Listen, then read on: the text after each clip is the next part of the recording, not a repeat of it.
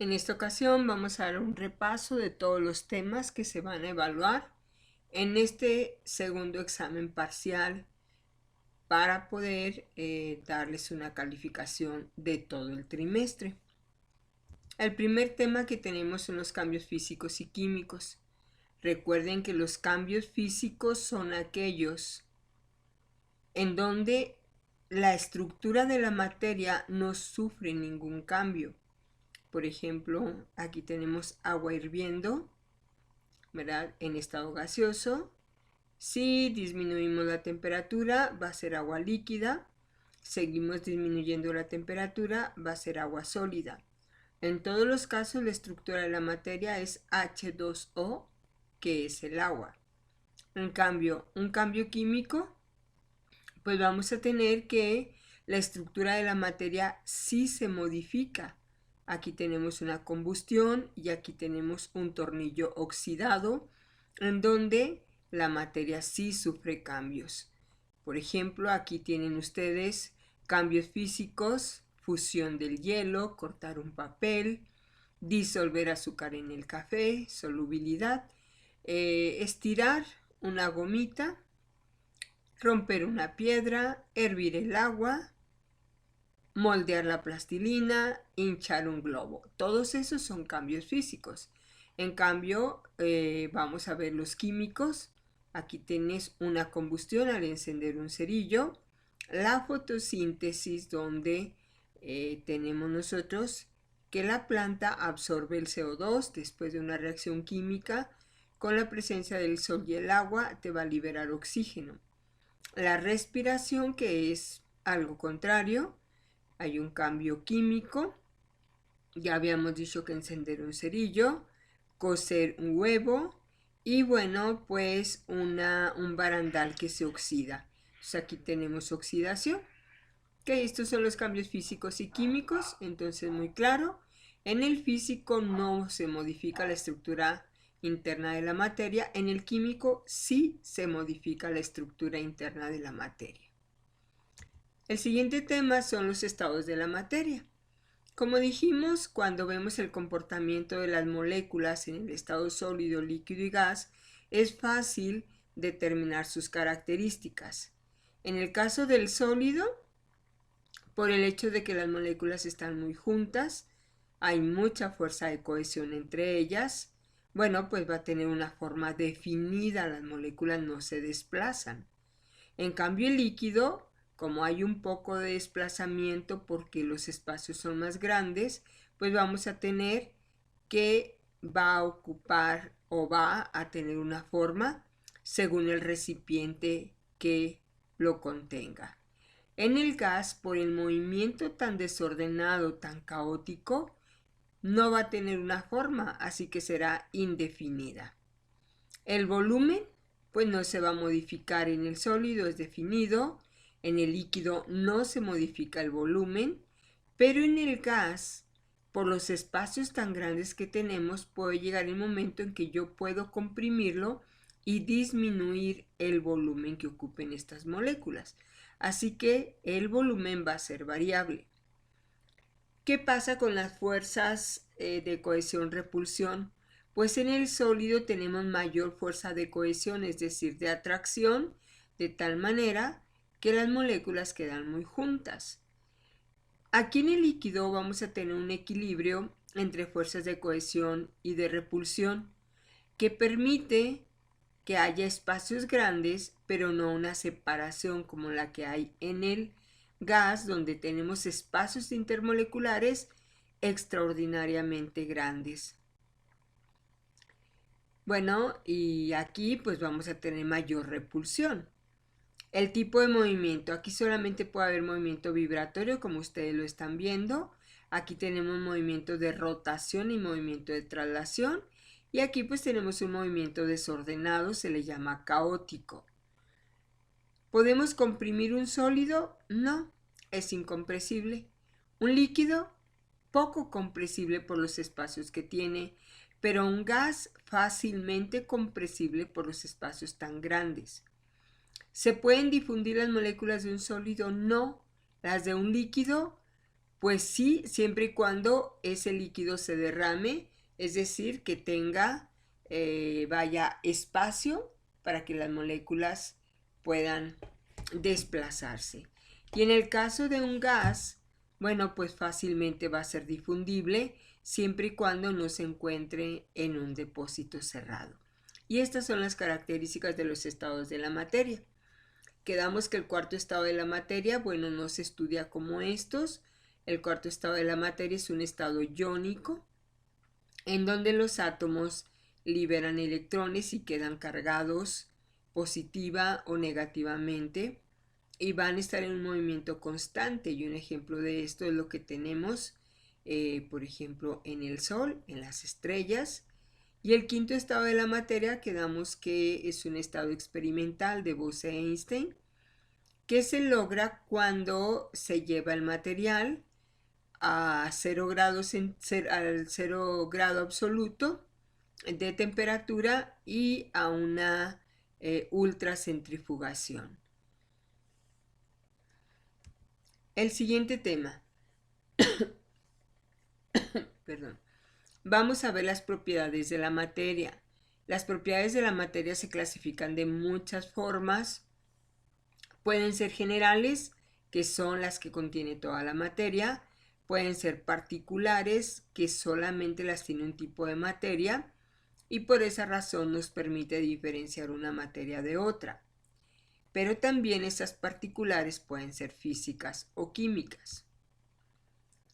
Las propiedades también se clasifican en propiedades extensivas, son las que dependen de la cantidad de materia. Las intensivas no dependen de la cantidad de materia. Y bueno, pues un ejemplo de extensiva sería la masa, en donde dependiendo de la cantidad de materia va a tener una masa, un peso, un volumen que va a estar modificándose de acuerdo a la cantidad de materia. Y las propiedades intensivas no dependen de la cantidad de materia, o sea, tenga poca o mucha materia, la propiedad no se modifica. Por ejemplo, la densidad del agua, el color, no se modifican independientemente de la cantidad de materia. Las propiedades cualitativas o cuantitativas, bueno, pues las cualitativas son las que no se pueden medir y solo nos muestran las cualidades de la materia. Color, olor, maleabilidad. O sea, hay muchas propiedades cualitativas, son aquellas que no se utiliza una unidad de medida para medir. Y las propiedades cuantitativas son las que sí vamos a medir y se utilizan diferentes unidades de medida. Bueno, aquí me está faltando nada más las propiedades físicas y químicas. Dentro de las propiedades físicas y químicas, esto lo podemos comparar con lo que viene siendo los fenómenos físicos y químicos, pero las propiedades físicas van a ser aquellas en donde si se modifican, no cambian la estructura interna de la materia. Y las químicas van a ser aquellas que si se modifican, sí van a cambiar la estructura interna de la materia. Y bueno, para esto vamos a ver algunos ejemplos. Propiedades de la materia. Bueno, masa, cantidad de materia que tiene un cuerpo. Peso es la fuerza de gravedad con la que la fuerza de gravedad que ejerce la Tierra sobre los cuerpos. Volumen es el espacio que ocupa la materia. Longitud, bueno, pues es el tamaño, ¿verdad? Que tiene la materia de alguna manera en forma horizontal, podríamos decir. La inercia es el estado de reposo o movimiento, ¿sí?, que tiene la materia y que se opone a modificarlo.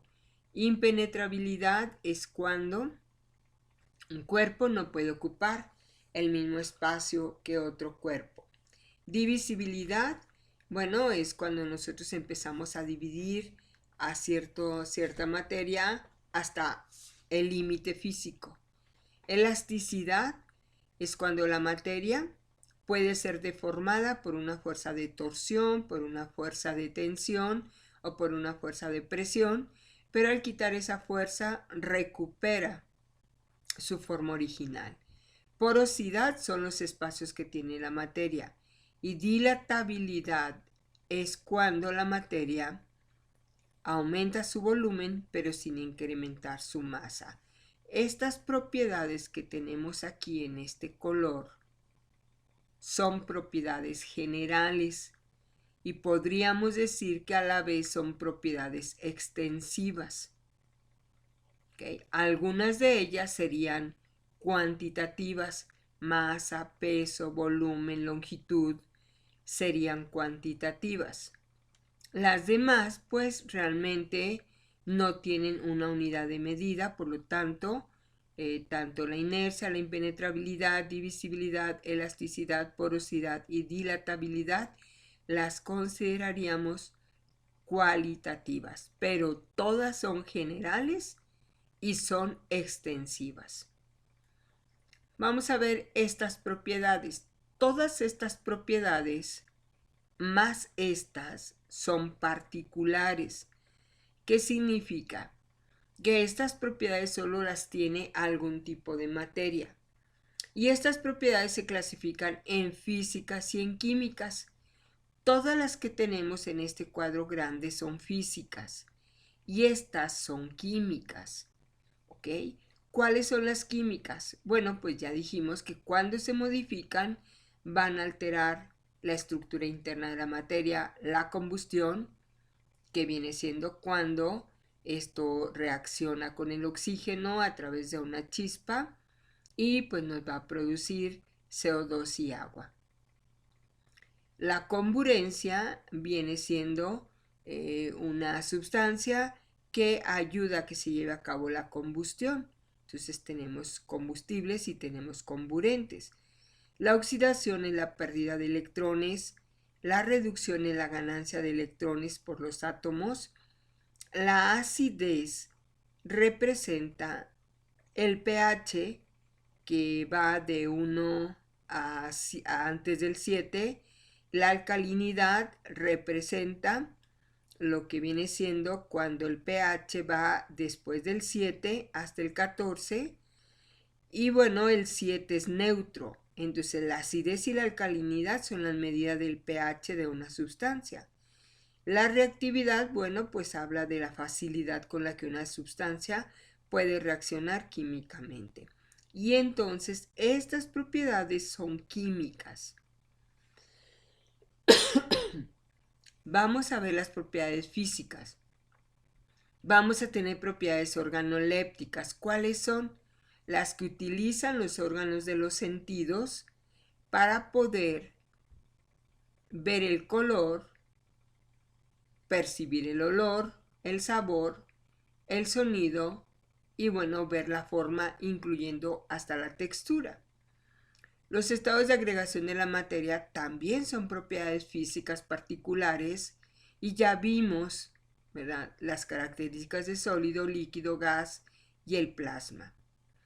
Cambios de estado. Los cambios de estado, ya vimos que la fusión es cuando una sustancia cambia de sólido a líquido por aumento de temperatura. La evaporación o gasificación es cuando una sustancia por aumento de temperatura pasa de líquido a gas o vapor.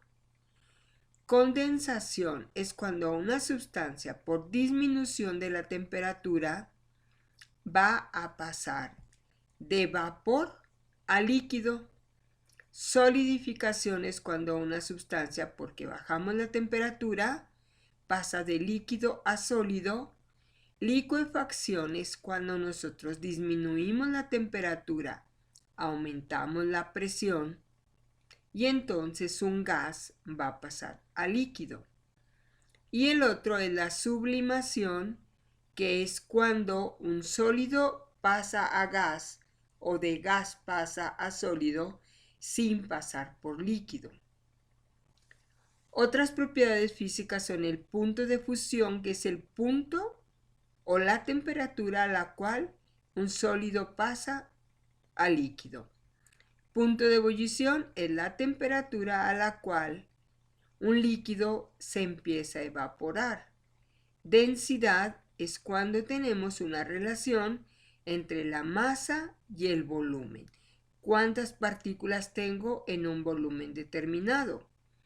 Maleabilidad es la capacidad que tiene la materia de poder hacerse láminas. La ductibilidad es cuando la materia podemos hacerla hilos. Y bueno, pues principalmente los metales tienen estas características. Conductividad pues es cuando la materia tiene la capacidad de conducir la energía, puede ser térmica, eléctrica. Solubilidad es cuando una sustancia se puede disolver en otra. Dureza es cuando un material se opone a ser rayado, por ejemplo el diamante. Tenacidad es cuando la materia presenta oposición a ser fragmentada. Y bueno, con esto pues ya definimos las propiedades y aquí podemos encontrar propiedades cualitativas y cuantitativas. Podríamos decir que la tenacidad, el color, olor, sabor, sonido, forma son propiedades cualitativas. Y bueno, todos aquellos que tienen una cantidad, punto de fusión, por ejemplo 300 grados, punto de ebullición 100 grados, densidad 1 gramo sobre mililitro, serían las cuantitativas.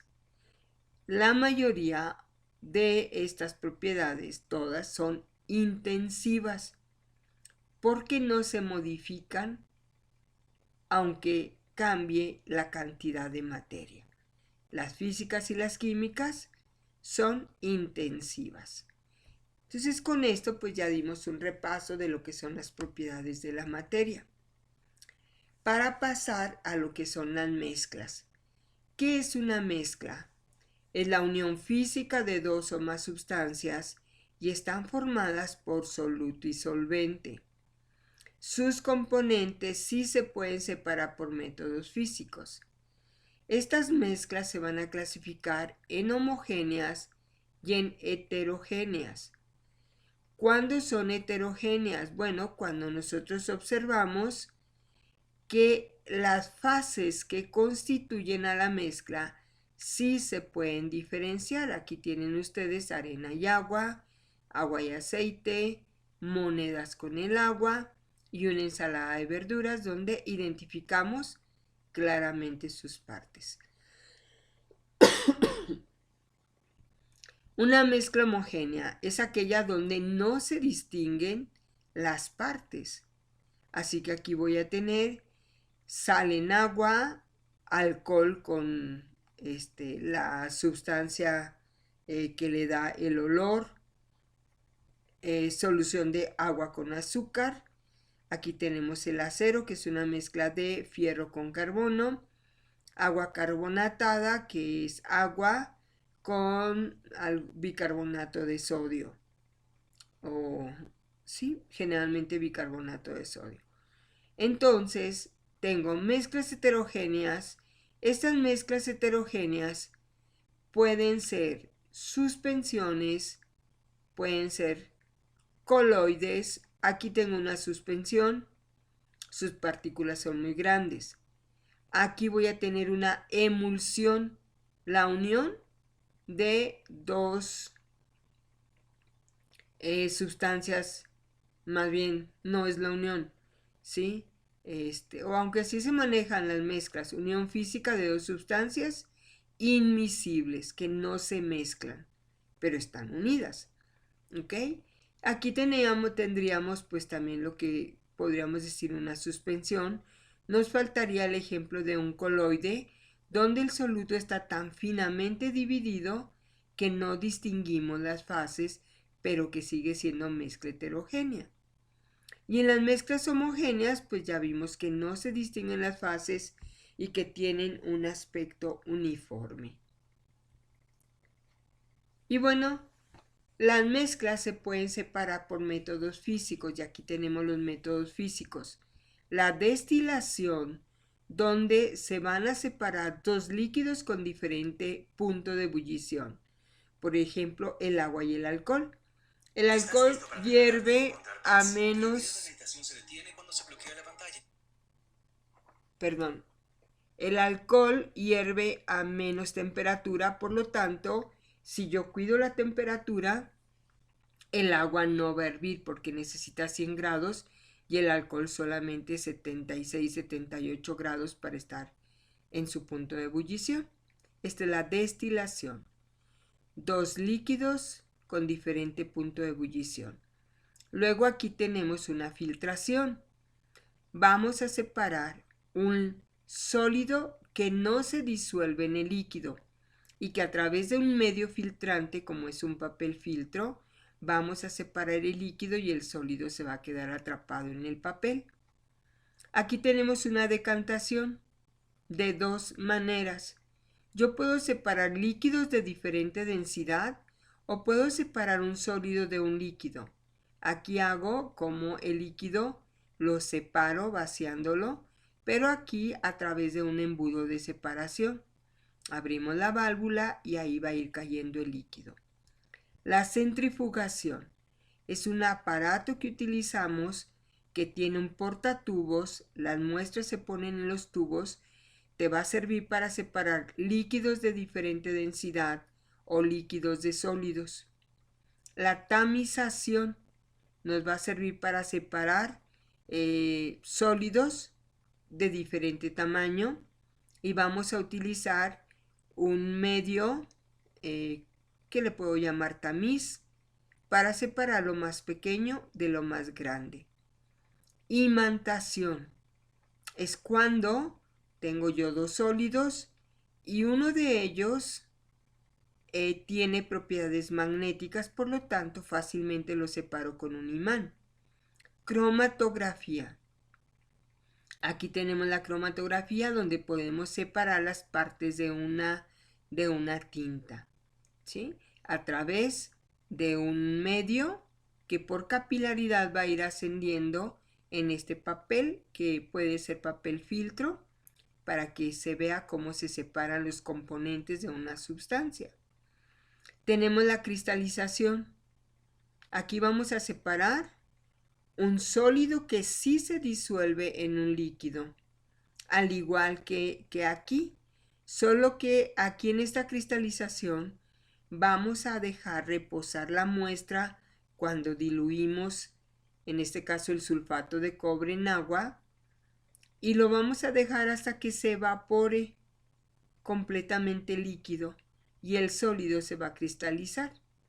Aquí tengo pero una evaporación. En la evaporación, a través del fuego, pues yo voy a durar menos tiempo que en la cristalización para que se desprenda todo el líquido a través del vapor y me va a quedar el sólido pegado en las paredes de este vaso de precipitado. Perdón, me faltó el dibujo de la sublimación, pero la sublimación, recuerden, por ejemplo, el yodo, el azufre tienen propiedades sublimables, de tal manera que cuando yo pongo temperatura, ese azufre o ese yodo pasa directo a gas sin pasar por líquido. ¿Okay? Y esos son los métodos de separación de mezclas. Vemos ahora los contaminantes. La mayor parte de las sustancias que tenemos en el universo son mezclas, sustancias impuras. Y bueno, los contaminantes generalmente se encuentran como parte de una mezcla. ¿Qué es un contaminante? Un contaminante es un agente extraño o ajeno al ambiente y lo va a alterar causando daño, malestar, inestabilidad o algún efecto nocivo.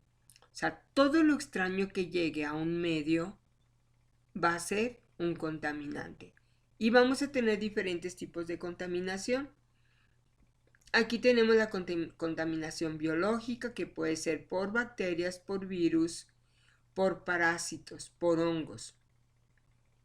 La contaminación física es provocada por la acumulación de basura.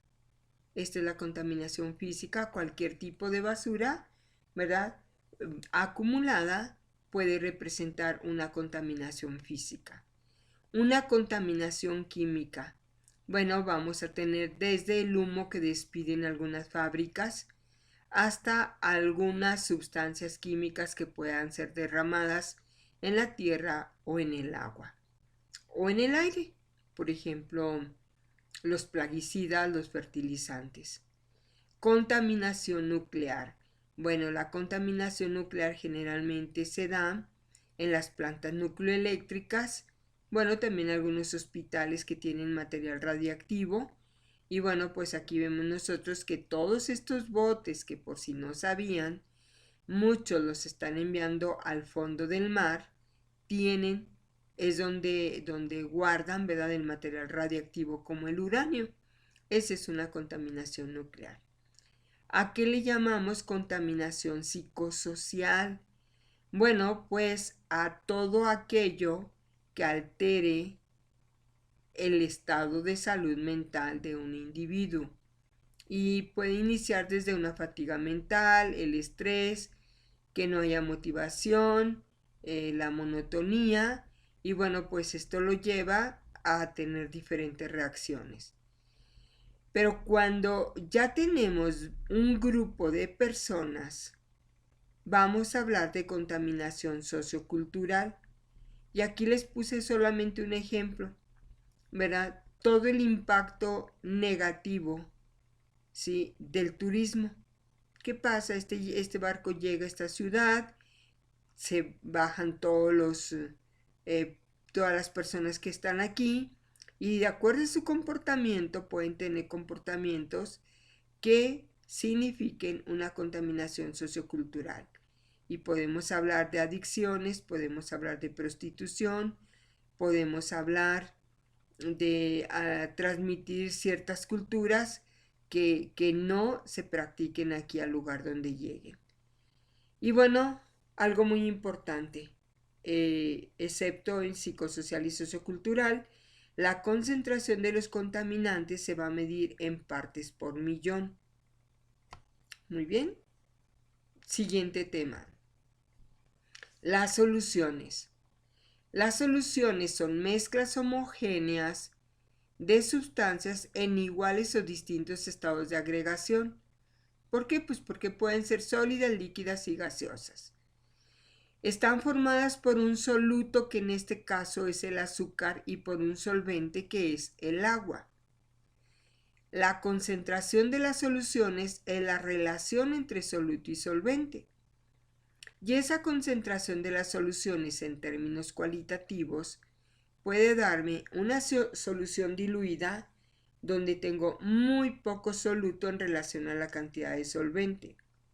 Una solución concentrada donde tengo mayor cantidad de soluto que la diluida en relación al solvente. Una solución saturada es cuando existe un equilibrio entre la cantidad de soluto y la cantidad del solvente. Y una concentración o una solución sobresaturada es cuando tenemos un exceso de soluto, de tal manera que si yo le llego a poner más soluto, este soluto ya no se disuelve, sino que se va a ir al fondo, es decir, a precipitar. Y finalmente, la concentración de las soluciones también se mide en términos cuantitativos. Y estos términos cuantitativos pueden ser unidades físicas o unidades químicas. Cuando hablamos de unidades físicas estamos hablando de porcentaje. Cuando hablamos de unidades químicas estamos hablando de concentración molar, normal y molal. Y estos son los temas que se van a evaluar en el examen. Espero que les vaya muy bien. Gracias.